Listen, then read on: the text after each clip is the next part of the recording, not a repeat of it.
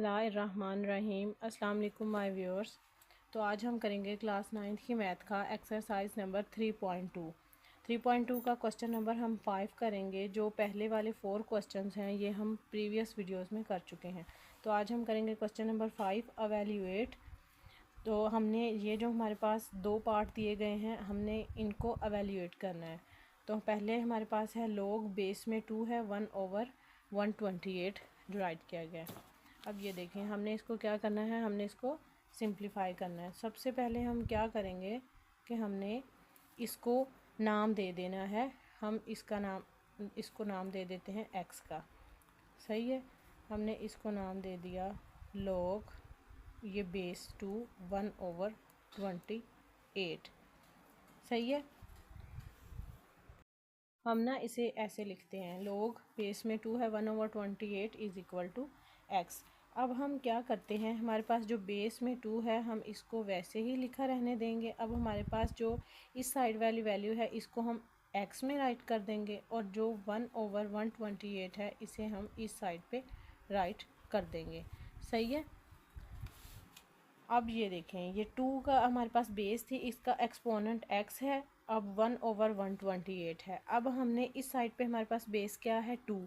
अब हमने ये देखना है कि इस साइड पे भी हमारे पास बेस जो है वो 2 ही होनी चाहिए। ठीक है, अब हम इसको जो 128 है इसको हम फैक्टराइज कर लेंगे। ठीक है, ये देखें 128 है, इसको हम 2 से टेबल से करेंगे। 2 6 ज़ार 12, 2 4 ज़ार 8, 2 3 ज़ार 6, 2 2 ज़ार 4, 2 1 ज़ार 2, 2 6 ज़ार 12, 2 8 ज़ार 16, 2 4 ज़ार 8 एंड 2 2 ज़ार 4, 2 1 ज़ार 1, 1 2 3 4 5 6 7। जब हमने जो 128 है इसको हमने फैक्टराइज किया है तो अब हमारे पास क्या आ गया, 2 की जो हमारे पास एक्सपोनेंट है उस वो क्या आया 7। यानी कि जो 2 है इसको ये 7 टाइम्स जो है इसको हमने राइट किया है। तो जाहिर है इसकी जो 2 का एक्सपोनेंट है 1 होगा, 1 1 1 1 1 1। तो जब हम इनको ऐड करेंगे तो हमारे पास क्या आ जाएगा, 2 का एक्सपोनेंट 7। अब हमारे पास ये है 2 इज इक्वल 2 का एक्सपोनेंट है x और इसको हम ऐसे भी लिख सकते हैं 2 - 7, क्योंकि ये पॉजिटिव जो इसका एक्सपोनेंट है वो पहले पॉजिटिव में था तो हम इसको ऊपर लेके गए तो -7 हो गया। अब ये जो जिनकी बेसिस सेम होती हैं हम उनका एक्सपोनेंट जो है उनको राइट कर लेते हैं। तो x इज़ इक्वल टू -7। तो इसको हमने एवेल्यूएट किया तो इसका आंसर हमारे पास क्या आया है, -7।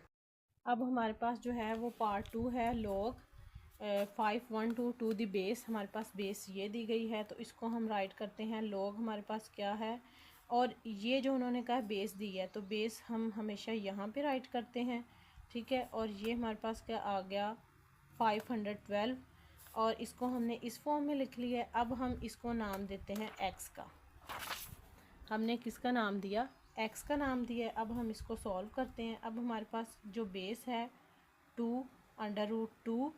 अब ये जो इस साइड पे हमारे पास वैल्यू दी गई है इसको हम एक्सपोनेंट में लिख लेंगे और जो हमारे पास ये 512 जो है वो इसको हम इस साइड पे लिख लेंगे। उसके बाद ये देखें हमने इसे इस फॉर्म में लिख लिया है। अब हम इसको सिंप्लीफाई कर रहे हैं। अब हमारे पास है 512 तो इसको हम क्या करेंगे, फैक्टराइज।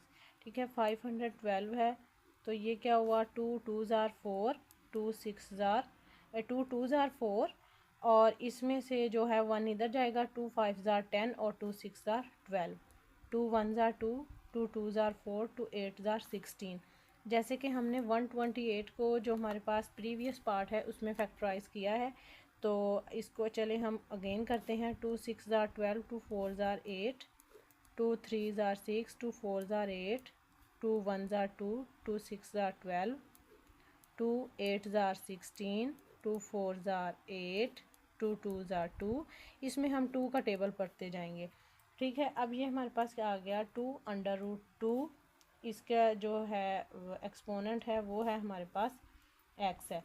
ठीक है, अब हमारे पास जो 512 है इसको जब हमने फैक्टराइज किया है तो 1 2 3 4 5 6 7 8 9 तो हमने जो बेस हमारे पास 2 है और जो उसका एक्सपोनेंट है वो हमारे पास 9 है, क्योंकि ये जो 1 2 जो है वो 9 टाइम्स आया। ठीक है, ये जो 2 है 9 टाइम्स जो है लिखा जाएगा।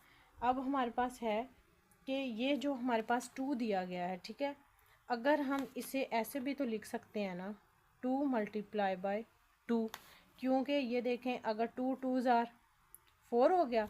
चले हम इसको ऐसे भी लिख सकते हैं ना, ये देखें 1 2 जो हमारे पास बेस सेम थी तो इसकी जो पावर है उनको ऐड कर लिया, और हमारे पास ये जो है ये अंडर रूट में है और इसकी जो पावर है ये देखें 1/2 है, तो 2 2 से कट गया तो हमारे पास दोबारा क्या आ गया 2। हमने इस क्वेश्चन को सॉल्व करने के लिए हमने इसे ऐसे राइट कर सकते हैं 2 2, यानी कि कोई फ़र्क नहीं पड़ेगा अगर हम इसे ऐसे भी राइट कर लेते हैं। ये जो 2 है इसे हमने इस तरह से राइट कर लिया। अब हमारे पास एक्सपोनेंट क्या है x, और 2 का जो एक्सपोनेंट है वो हमारे पास है 9। सही है, अब जो है इसको हम इस तरह भी अलग अलग राइट कर सकते हैं, अलग अलग भी राइट कर सकते हैं, और इनको हम इकट्ठा भी लिख सकते हैं 2 मल्टीप्लाई बाय 2 मल्टीप्लाई बाय 2, क्योंकि अगर हम इसे इस तरह लिख लेते हैं तो कोई फ़र्क भी नहीं पड़ेगा। अब हमारे पास बेस 2 है और उसका एक्सपोनेंट क्या है 9। ठीक है, अब इसकी जो पावर है 1 है, इसकी पावर भी 1 है, इसकी पावर भी 1 है। अब हमारे पास ये देखें 2 है, तो ये इसे हम ये इन तीनों जो हमारे पास इन तीनों की पावर्स हैं एक्सपोनेंट हैं उनको हम ऐड कर देंगे और इसे हम इस फॉर्म में राइट कर लेंगे। ठीक है, 2 का एक्सपोनेंट हमारे पास क्या है 9। अब ये देखें कि ये जो हमारे पास अंडर रूट है इसकी वैल्यू क्या है 1/2। अब इसके एक्सपोनेंट है x, तो 2 9। अब हम क्या करेंगे कि इन दोनों को आपस में मल्टीप्लाई कर देंगे, 3 1 ज़ार 3 2, हम इसे इस तरीके से भी लिख सकते हैं। 2 का एक्सपोनेंट क्या आ गया हमारे पास 9, 2 है तो हम हमारे पास ये जो एक्सपोनेंट x है हम इसे अंदर मल्टीप्लाई करेंगे। ठीक है, तो हमारे पास क्या आ गया 2, इसको हमने मल्टीप्लाई किया तो हमारे पास आ गया 3x/2, और ये हमारे पास क्या आ गया 2 की 9।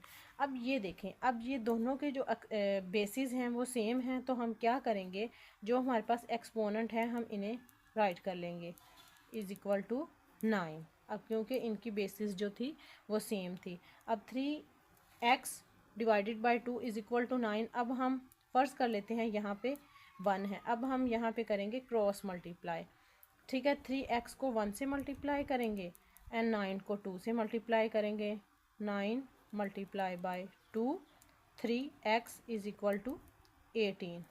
सही है, अब हम क्या करते हैं कि हमारे पास x है, अब 18 है, तो हम क्या करेंगे 3 को दोनों साइड पे डिवाइड कर देंगे, या 3 को हम उस साइड पे ले जाएंगे। हमारे पास क्या आया 3। अब हम 3 को 3 का टेबल पढ़ेंगे कि 18 आ जाए, तो 3 6 ज़ार 18, तो हमारे पास x की वैल्यू क्या आई 6। अब हम अगेन इसको सॉल्व करते हैं, मैं आपको बताती हूँ। ये देखें इस फॉर्म में था हमारे पास लॉग, ये बेस है हमारे पास 2 under root 2 512 is equal to x, हमने इसे x का नाम दिया। अब हमारे पास बेस ये है तो इस वाली वैल्यू को हमने एक्सपोनेंट में लिख दिया है, और ये वाली जो वैल्यू है इसको हम इस साइड पे ले आए हैं। जब हम इसको इस साइड पे ले आए तो हमने इसको फैक्टराइज किया है, जब हमने इसको फैक्टराइज किया है तो 2 का एक्सपोनेंट हमारे पास क्या आ गया 9। अब हमने क्वेश्चन को सॉल्व करने के लिए ये जो 2 है हमारे पास इसको हम इस तरीके से भी लिख सकते थे, क्योंकि जब हम इसको सिंप्लीफाई करेंगे तो दोबारा हमारे पास 2 आ जाएगा। अब हमने इसको इस तरीके से लिखा और हमारे पास क्या आ गया अंडर रूट 2। अब हमारे पास क्योंकि ये जो सारी ये जो 2 है ये सेम है, बेसिस सेम है, तो हमने क्या लिख लिया, इनको इकट्ठा कर लिया। इनको इकट्ठा करने के बाद जो उनके एक्सपोनेंट है उनको हमने ऐड किया है।